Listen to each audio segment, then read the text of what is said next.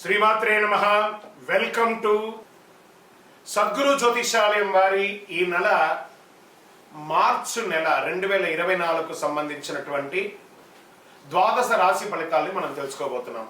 అందులో ఈ నెల చాలా ముఖ్యమైనటువంటి ఒక అద్భుతమైనటువంటి నెల. మన తెలుగు ఉగాది యుగానికి ఆది అయినటువంటి రోజు కూడా ఈ నెలనే రాబోతుంది. కాబట్టి ముందు మనం పూర్తి ఈ మార్చి వివరాలన్నీ తెలుసుకున్న తర్వాత ఉగాది ప్రత్యేక సంవత్సరికమైనటువంటి ఉగాది టు ఉగాది వరకు ఉన్నటువంటి రాశి ఫలితాలని త్వరలోనే మనం ఒక వారం 10 రోజుల్లోనే ఉగాది కంప్లీట్ ఒక సంవత్సర పంచాంగ శ్రవణం మరియు ఉగాది రాశి ఫలితాలు కూడా చెప్పడం జరుగుతుంది. జ్యోతిష్ శాస్త్రం అనేది ఒక పడుతున్న వర్షానికి ఒక గొడుగే మాత్రం. జ్యోతిష్ శాస్త్రం జీవితం కాదు, బాగా గుర్తుపెట్టుకోవాలి. మీ యొక్క జాతకం మీరు తెలుసుకోవాలనుకున్నటువంటి వాళ్ళు ఇక్కడ మనం చెప్పబడేదంతా కూడా గోచార గ్రహస్థితులు అన్నింటినీ దృష్టిలో పెట్టుకొని చెప్తాం. ఒకరిని ఎక్కువ ఒకరు తక్కువ కదా, అన్ని వర్గాల వాళ్ళని. ఇదొక మ్యాథమెటిక్స్ అండి. చక్కగా దీన్ని గణించి ఏ గ్రహాలు ఈ నెల ఏ గ్రహాలు ఏ పాదాలు ఎక్కడెక్కడ వారి ప్రయాణం ఉంది, ఆ గ్రహాల యొక్క ప్రయాణం వల్ల ఆ రాసులకి ఎలా జరుగుతుందని నిర్ణయించే ఒక ఇది. ఏదో గాలికి చెప్పి అలా కెమెరాల ముందర వచ్చి చెప్పే కాదు ఈ పద్ధతి. చంద్రమౌళి వెంకటేష్ శర్మ ఒక ప్రిడిక్షన్ ఇస్తున్నారంటే దాంట్లో ఏదైనా ఒక ప్రమాణం ఉండాలి. చాలా పెద్ద పెద్ద వాళ్ళతో డిస్కస్ చేస్తాం ఈ నెల ఎలా ఉంటుంది, మహామహా పండితులతో డిస్కస్ చేసి దీన్ని తీసుకొచ్చి పెట్టడం జరుగుతుందండి. ఇది మీ యొక్క వ్యక్తిగత జీవితానికి ఒక 40% మాత్రమే వర్తిస్తుంది ఈ యూనివర్సల్ ప్రిడిక్షన్. కానీ మీ పూర్తి జాతకం మీరు తెలుసుకోవాలి అని అనుకుంటే మీ యొక్క date of birth, time of birth, place of birth అవన్నీ కూడా మీ పరిసర ప్రాంతాల్లో ఉన్నటువంటి జ్యోతిష్ శాస్త్ర నిపుణులు సద్గురువుని సంప్రదించి వారిని గౌరవించి మీ యొక్క రాశి ఫలితాలను తెలుసుకోండి. మీ లగ్నం ద్వారా మీ యొక్క పుట్టిన టైం ద్వారా సంపూర్ణ జాతకం అనేది వస్తుంది. గురుగారు నేను మీ దగ్గర తెలుసుకోవాలనుకుంటున్నాం అంటున్నారా? మా కింద కనబడుతున్నటువంటి మా యొక్క నంబర్కి మీ యొక్క name, date of birth, time of birth, place of birth వాట్సాప్లో చేయాలి. చేసిన తర్వాత మేము మీకు రిప్లై ఇస్తాం. ఫోన్ చేయకూడదు. మళ్ళీ ఇంకొక విషయం, జాతకం చెప్పేవాళ్ళు మాకు ఆర్థిక సమస్యలు ఉన్నాయండి, మాకు జాతకం చెప్పాలంటే బాగా సంపాదించండి, అప్పులు తెచ్చుకుంటే అప్పులు తీర్చండి, సంపాదించి ఆ కష్టాలన్నీ తీర్చుకోవాలి. కానీ జాతకం చెప్పుకుంటే ఆర్థిక సమస్యలు తీరిపోదు. గ్రహ దోషం ఎలా ఉంటుందో అదే మాకు చెప్తాం. మళ్ళీ ఇల్లీగల్ అఫైర్స్ గురించి దయచేసి దయచేసి దయచేసి అడగకండి. ఈ మధ్య క్వశ్చన్స్ అవే ఎక్కువ వస్తున్నాయి. ప్లీజ్ అలా అడగకండి. 21 వయసు లోపు ఉన్న పిల్లలు దయచేసి కాల్ చేయకండి. మీరు చదువుకునే వయసు ఖచ్చితంగా చదువుకోవాలి. మీ యొక్క చదువు మీద కాన్సన్ట్రేట్ చేయండి, మీ జీవితం బాగుంటుంది. కానీ జాతకం మీద కాన్సన్ట్రేట్ చేస్తే మీ మీద మీకు నమ్మకం తగ్గిపోతుంది. మరియు గౌరవమైనటువంటి 60 వయసు పైనున్న ఎవరైనా కాల్ చేస్తున్నారు అని అనుకోండి, మెసేజ్ చేస్తున్నారు అనుకోండి, ఏమంటే మీరు 60 వసంతాలు చూసేశారు, పిల్ల పాప కుటుంబం వ్యాపారం ఉద్యోగం పెళ్లి మనవాళ్ళు మనవరాలు అన్నీ చూసేశారు కాబట్టి మీరు సాక్షాత్ దైవ సమానులు. మీకు జాతకం అవసరమా అని చూడండి. 60 సంవత్సరాల వాళ్ళకు పెద్దగా జాతకంతో అవసరం ఉండదు. దీన్ని కూడా దృష్టిలో పెట్టుకోండి. మా సద్గురు జ్యోతిషాలయం తప్పకుండా మీకు అన్ని రకాల సేవలు అందించడానికి సిద్ధంగా ఉంటుంది. ఇందులో కొన్ని మేము కఠినంగానూ చెప్తాము, నిజాన్ని చెప్తాము. ఎవరిని మభ్య పెట్టడానికి చెప్పడం ఉండదు. శరణమయ్యప్ప. జ్యోతిషాస్త్రరీత్యా ద్వాదశ రాశుల్లో 12వ రాశి అంటే మీనరాశి. మిత్రులారా, మీరు పూర్వాభాద్ర నక్షత్రం 4వ పాదం, ఉత్తరాభాద్ర నక్షత్రం 1, 2, 3, 4 పాదములు, రేవతి నక్షత్రం 1, 2, 3, 4 పాదాలకు జన్మించిన మీరు మీనరాశిగా పరిగణించబడుతున్నారు. ఈ నెల మీకు మార్చి నెల శుభాశుభ ఫలితాలు ఎలా అంటే ఏళ్ళనాడు శని యొక్క 12వ స్థానంలో సంచరిస్తూ మీనరాశి వారికి గట్టిగా ఉందండి. మీనరాశి వారు ఈ మాసం ఒడిదుడుకులతో కూడి ఉంటారు. గ్రహస్థానాలు ఖర్చులు ఊబిలో చిక్కుకునే అవకాశాలు ఎక్కువ కనబడుతున్నాయి. కెరియర్లో చాలా ఇబ్బంది, ఉద్యోగంలో పై అధికారుల నుంచి స్ట్రెస్, కింద వాళ్ళ దగ్గర నుంచి స్ట్రెస్, విద్యలో చిన్న చిన్న అడ్డంకులు వస్తున్నాయి. దేవగురు బృహస్పతి నెల మొత్తం 2వ ఇంట్లో ఉండడం వల్ల కుటుంబంలో పరస్పర ప్రేమ కొంచెం సామర్థ్యంగా ఉంటుంది. కుజుడు మరియు శుక్రుడు 5వ ఇంట్లో ప్రభావం చూపుతున్నారు.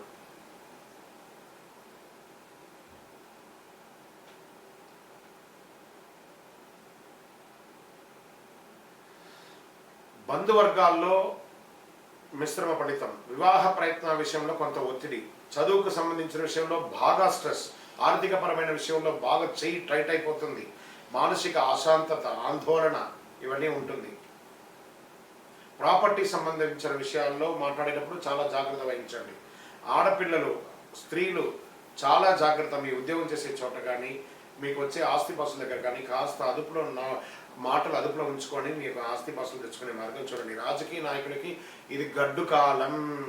క్రియేటివ్ ఫీల్డ్లో ఉన్న వారికి కాస్త కలిసి వచ్చే అవకాశాలు ఉన్నాయి. ప్రభుత్వ ఉద్యోగంలో ఉన్న వారికి చాలా జాగ్రత్తగా అసాంఘిక కార్యక్రమాల్లో పాల్పడకండి. నూతన పరిచయాలు ఏర్పడే అవకాశాలు ఉన్నాయి.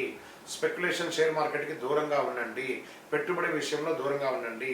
భూమి, చిట్ ఫండ్స్ లేదా వడ్డీ వ్యాపారంలో ఉన్నవాళ్ళు చాలా జాగ్రత్తగా ఉండండి. బంధువర్గాల్లో ఘర్షణ వాతావరణం వచ్చింది. నెల మొత్తం ఈ ఆరోగ్యం మీద రేవతి నక్షత్రంలో ఉన్న వాళ్ళకి ప్రత్యేకించి మీనరాశి వారికి ఇంకా బాగా గడ్డుగా ఉంది. జాగ్రత్తగా ఉండి. విదేశీయ ప్రయత్నం చేసే వారికి మాస ద్వితీయంలో అనుకూలంగా ఉంది. ఎవరినైనా మాట్లాడేటప్పుడు చట్టపరమైనటువంటి ఏదైనా ఇబ్బంది కలగకుండా ఉండే విధంగా మాట్లాడండి, లేదా అదే మీకు పాయింట్గా అవుతుంది. ఆరోగ్యం పట్ల శ్రద్ధ వహించండి. వ్యాపారస్తులు కొత్త వ్యాపారం చేయకండి, అలా ఆగండి, చాలు, అలా ఉండండి. తర్వాత ఒక నెల తర్వాత చూస్తాం. డ్రైవింగ్ చేసేటప్పుడు జాగ్రత్త, జాగ్రత్త, జాగ్రత్త, జాగ్రత్త. మళ్ళీ చెప్తున్నానండి, జాగ్రత్త. ఈ నెల మీరు చాలా జాగ్రత్తగా ఉండాలి. శనివారం మీకు కలిసి వస్తుంది. Lucky number 7. అదృష్ట రంగు బ్లూ మరియు బ్లాక్ కలర్ వాడండి.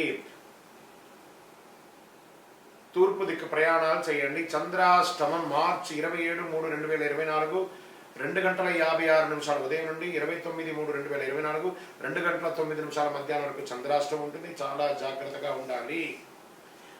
పోయి మీ వయసు ఎంత ఉందో అన్ని దీపాలు నవగ్రహ దేవాలయంలో పోయి వెలిగించండి. ప్రతినిత్యం నవగ్రహానికి ప్రార్థన చేయండి, ప్రదక్షిణం చేయండి,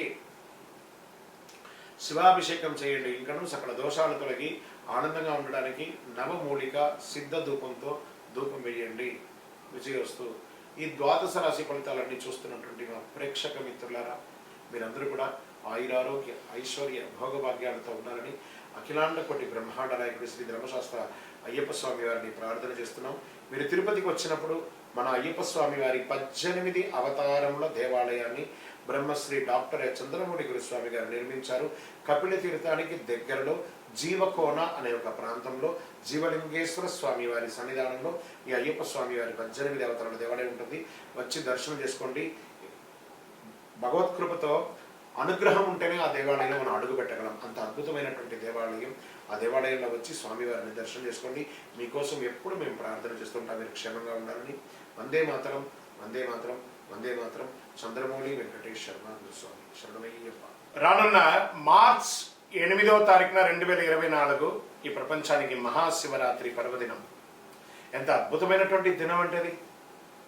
అసలు మహాశివరాత్రి అంటే ఏంటి, ఆ రోజు పాటించవలసినటువంటి ముఖ్యమైనటువంటి అంశాలు ఏంటి, దాని గురించి మనం ఇప్పుడు తెలుసుకుందాం. అసలు శివరాత్రి ఎలా చేస్తారు, ఎలా వచ్చింది, ఆ రోజు ఎందుకు చేస్తున్నాం అని కూడా.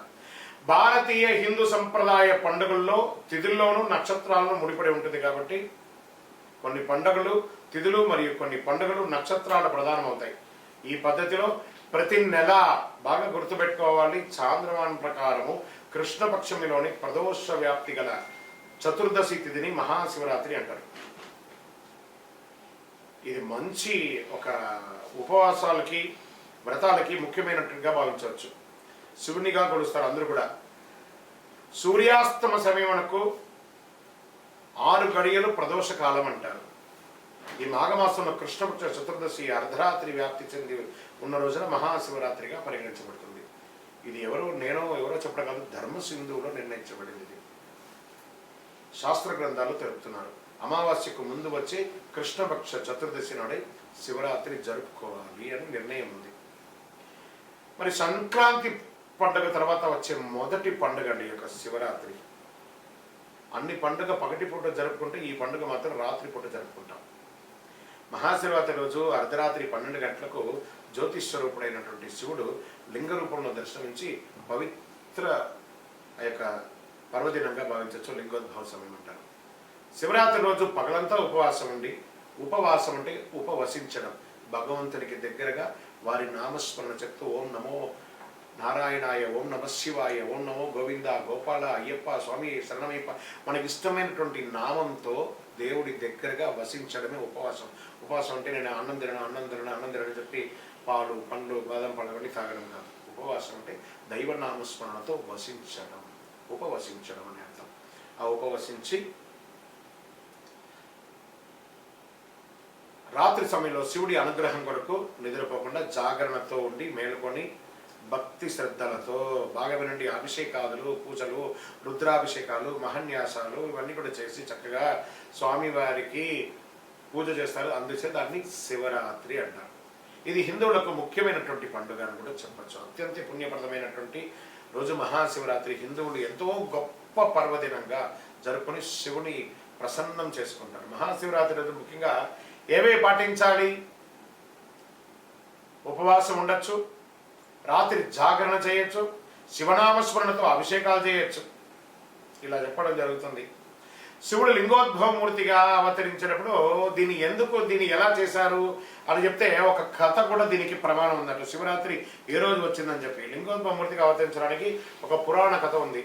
ఒకానొక రోజు బ్రహ్మ విష్ణు మధ్య మాట పెరిగి వారి ఇరులో నువ్వు గొప్పనా నేను గొప్పనా, నువ్వు గొప్పనా నేను గొప్పనా అని తెలుసుకోవాలనే విషయంలో బాగా గొడవపడిపోతారు.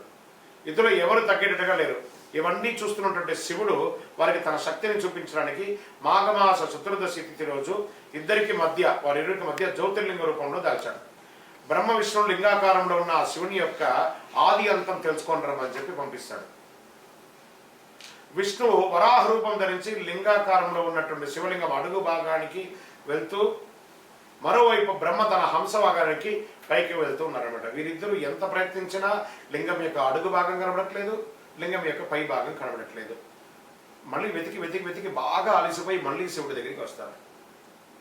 మేము నీ శక్తిని తెలుసుకోలేకపోతున్నాం నమశివాయ, ఓం నమో నారాయణ వెంకటేశ అని చెప్పి వాళ్ళందరూ ఒక్కొక్కరు అంతే అడుగుతుంటే శివుడు చిరునవ్వు నవ్వి మీలో ఎవరు గొప్ప అని పోటీతో వాదోపాదంతో ఉన్నదాన్ని గమనించి మీ పోటీని తగ్గించడానికి నేను ఈ లింగాకారం అవతరించవచ్చింది, వారి నిజ రూపాన్ని వివరించి చెప్పారు. అప్పుడు బ్రహ్మ విష్ణు శివుడు ఆధిక్యతను గ్రహించి పూజించి కీర్తిస్తారు. ఆ రోజే మహాశివరాత్రి పర్వదినం. ఇది పురాణ కథ అనమాట. శివరాత్రి నాడు ఏమేమి చేయాలి అని చెప్పి శాస్త్ర విధులు ఏమున్నాయంటే, మహాశివరాత్రి రోజు బ్రాహ్మ్య ముహూర్తంలో నిద్ర లేవాలి, ఇల్లంతా శుభ్రపరచుకొని శుచిగా తలస్నానం చేసి పూజా గది శుభ్రం చేసుకొని గుమ్మాలకు తోరణాలన్నీ కట్టి పూజా గదిలో ముగ్గు వేసుకొని రకరకాల పూలతో అలంకరించుకోవాలి. లింగాకారంలో ఉన్న శివుడికి శుద్ధ జలంతో, గంగా జలంతో, ఆవు పాడుతో, పంచామృతంతో, వివిధ రకాల అభిషేక ద్రవ్యాలతో అభిషేకం చేసుకోవాలి. బిల్వ దళాలు, బిల్వపత్రాలు, తుమ్మిగ పూలు, గోగు పూలు, తెల్లని పచ్చని పూలు, శివనామాలతో, శివ సహస్రనామాలతో, లింగాస్త్రంతో అన్నింటిలోనూ స్వామివారిని పూజ చేసుకోవచ్చు. ఉదయం 9 గంటల లోపు అభిషేకాలు చేస్తే పూజకు ఉత్తమ ఫలితమైన వస్తుంది. పంచాక్షరి మంత్రం, ఓం నమశివాయ పంచాక్షరి మంత్రం చెప్తుండొచ్చు. ఇంకేమేమి పెట్టచ్చు అంటే తాంబూలం, చిలకడ దుంప, అరటిపండు, జామ పండు, ఖర్జూర పండు ఇవన్నీ సమర్పించుకోవచ్చు. నిష్ఠతో శివాస్తోత్రం పంచాక్షరి మంత్రాన్ని పఠించాలి. ప్రాతకాలం నుండి పూజలు చేసుకుంటూ దైవనామస్మరణతో ఉండండి. మననం చేసిన వారికి కాపాడేది మంత్రం అంటారు కాబట్టి పరమేశ్వరుని మనసులో నిరంతరం ధ్యానం చేసుకుంటూ ఆ స్వామివారితో మమేకమై కనెక్ట్ అవ్వడం, ఆ శివుని యొక్క రూపంలో కనెక్ట్ అవ్వడం. శివరాత్రి రోజు అర్ధరాత్రి 12 గంటలకు లింగోద్భవ సమయంలో గనుక శివుని అభిషేకించి ఆరాధిస్తే చాలా అద్భుతమైనటువంటి ఫలితాన్ని పొందుతారు. శివుడు అభిషేక ప్రియుడు. స్వామికి భక్తితో నీళ్లు ఓం నమశివాయ అని చేయండి. బ్రహ్మమురారీశ్వర అర్చిత లింగం ఆయనకు పోయండి, చక్కగా ఆనందపడతాడు. భక్తి ప్రధానం, దీనికి భక్తి మాత్రమే ప్రధానం, ద్రవ్యం కాదు ప్రధానం. చేసుకోవాలి. సాయంత్రం 6 గంటల నుండి మరుసటి రోజు ఉదయం 6 గంటల వరకు భక్తి శ్రద్ధలతో శివనామాలతో శివపురాణం వివరణ పెట్టుకొని చదువుకుని విశేషం పొందుతాడు. అందుకని శివరాత్రి రోజు సినిమాలు చూసుకుంటే, అర్ధరాత్రి సినిమా చూసుకుని కూడా నేను జాగరణ చేస్తానంటే అది శివరాత్రి కాదు. మహాశివుడు అనేవాడు మాతృవాత్సల్యం కలివాడు కాబట్టి తల్లి బిడ్డలు ఏ విధంగా రక్షించుకుంటాడు, శివుడు తన భక్తులు కూడా అదే విధంగా రక్షించుకుంటాడు. ఎవరు భక్తితో పూజిస్తారు రక్షించుకోవడం. ఈ మహాశివరాత్రికి పగలంతా ఉపవాసం ఉండి రాత్రంతా జాగరణ చేసి మరుసటి రోజు స్నానం చేసి మహానైవేద్యంగా అన్నము కూరగాయలు వండి దేవునికి సమర్పించి పేదవాళ్ళకి దానం చేయాలట. ఫస్ట్ పశుపక్షాదులకి దానం చేయాలట. ఎందుకంటే వారికి దానం చేస్తుంటే ఆ భగవంతుడే భిక్షాటన చేస్తుంటారు కదా, ఆ భిక్షాటన రూపంలో మన యొక్క భిక్షను స్వీకరిస్తారట స్వామివారు. తదనంతరం మనం స్వామివారికి సమర్పించినటువంటి ఆ యొక్క శేషాన్ని మనం ఆరగించాలట. గోమాతకు ప్రదక్షిణ చేసి మరి పూజ చేయాలట. ఈ తంతు పూర్తి చేసిన తర్వాతనే తన ఉపవాస దీక్షను విరమించాలి అని ఎంతో పుణ్యప్రదం అనమాట ఈ యొక్క శివరాత్రి. భగవంతుని అనుగ్రహం వల్ల మనకు కలిగిన దానిలో మనకున్న సంపదలో ఇతరులకు పంచిపెట్టిన తర్వాత మనం స్వీకరించాలి. సాక్షాత్ పరమశివుడు తన భక్తుల బాధలను స్వీకరించడానికి భిక్షాటన చేస్తూ వారు చేసే దాన రూపంలో వారి యొక్క కష్టాన్ని, వారి యొక్క ఆ దారిద్ర్యాన్ని తీసుకొని ఐశ్వర్యాన్ని తిరిగి వారికి అనుగ్రహ రూపంలో అందిస్తున్నారట. ముఖ్యంగా మీ ప్రాంతంలో ఉన్నటువంటి శివాలయాల్లో ఏ రోజు మహాశివరాత్రి పర్వదిన వేడుకలు చేస్తారో ఆ రోజే ఆయా ప్రాంతాల్లో ఆధార ప్రకారంగా శివరాత్రి జరుపుకుంటారనేది ఉత్తమం. మీరు కూడా మీ ఇంట్లో చేసుకోండి, దేవాలయంలో చేసుకోండి, మిత్రులందరూ కలిసి చేయండి. మీరు అపార్ట్మెంట్లో ఉన్నారు, అందరూ కలిసి చేయండి, కానీ చెయ్యండి, అద్భుతంగా చేసుకోండి. ఓం నమ శివాయ, ఓం నమ శివాయ అని చెప్పి పులకించిపోండి. అఖిలాండ కోటి బ్రహ్మాండ నాయకుడు ఆ శివుడు బోళాశంకరుడు, భక్తవ శంకరుడు ఎంత అద్భుతమంటే ఆయన్ని ప్రార్థిస్తే ఓం నమ శివాయని పిలుస్తాడట, సర్వాన్ని ఇచ్చేస్తాడ. ఆయన ఎంత గొప్పవాడు. నీలకంఠరా దేవా మముగానవా రావా, ఎంత అద్భుతం. నీలకంఠుడు ఆయన ప్రార్థన చేస్తే చాలట, సర్వం అనుగ్రహం ఇచ్చేస్తాడు. ఓం నమ శివాయ, ఓం నమ శివాయ, ఓం నమ శివాయ అని ఆయన ప్రార్థన చేయండి చాలు. చంద్రశేఖరుడు, ఆయన నటరాజుడు, కైలాసనాథుడు, బోళాశంకరుడు, ఆయన్ని ప్రార్థన చేస్తే మన జీవితం అంతా కూడా ధన్యం. ఓం నమ శివాయ, ఓం నమ శివాయ, మా ఓం నమ శివాయ. మా ప్రేక్షక మిత్రులందరికీ కూడా మహాశివరాత్రి శుభాకాంక్షలు. ఓం నమ శివాయ.